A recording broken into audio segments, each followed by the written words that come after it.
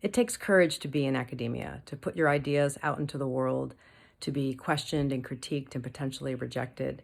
So this week in the co-working community, the Academic Writer Space, I am one of the facilitators and the founder of it. This is a co-working community. And our theme this week is courage. So all week long in our writing retreats, we're going to be focusing on how we can actually nourish our own courage because we need it on a regular basis. So courage is the ability to act in the presence of fear, strength in the face of grief and pain and fear. And it is something that can be cultivated. So a few points I want you to think about this week in our writing retreats. These are things you can practice on your own as well. So first of all, what courageous acts have you already done? Nothing is too small or unworthy of your celebration. When we start looking at our lives and we look back and we see, well, where was I courageous? What was courageous for me? Then we can ask questions. Well, how did I do that? How was I able to take that courageous act? What can I learn from that? What can I replicate? Our own lived experience is full of data informing us about how we can do something like act in the world in a way that's courageous. Also, it's important to question your fears. So a lot of times we're feeling unsafe, we're feeling afraid, we're not taking action because we're actually afraid that something's going to happen. We're worried about something, but we haven't identified what it is. So when you notice that you're procrastinating, you're struggling, there's a sense that you're actually feeling afraid, take out a piece of paper or talk it out with someone else. What am I afraid of? And if that happened, what would happen? And if that happened, what would happen? A lot of times our stream of thinking where it eventually takes us is that I would then be living in the streets.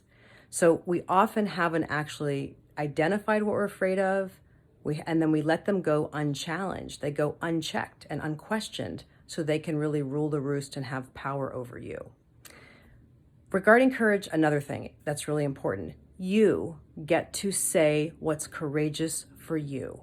Just because someone else wouldn't find something scary or difficult doesn't mean that it shouldn't for you. You need courage wherever you decide you need it. And also, we can build courage from where we find ourselves, from the ground up.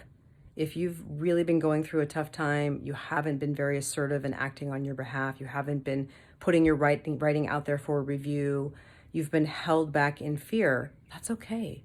That's just where you are. That's allowed. Now you can begin to see, well, what's a little tiny action? What's something I can do it's outside my comfort zone, but it's within my window of tolerance. It doesn't matter how small it is. It can be very, very incremental, and you can build your courage from the ground of your being, of where you find yourself in any given moment, and move out from there. All right, it's going to be a great week. I am looking forward to co-working with every single one of you.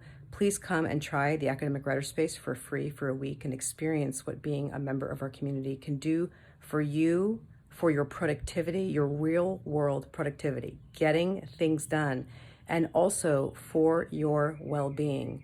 You know, many of us, when we go to graduate school, we have this attitude that, you know what, I'm just going to suffer for the next X number of years and then it'll be over. And you can do that. I did that.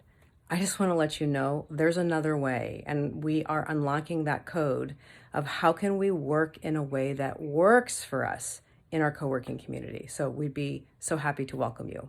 Okay, thanks everybody. Have a great week.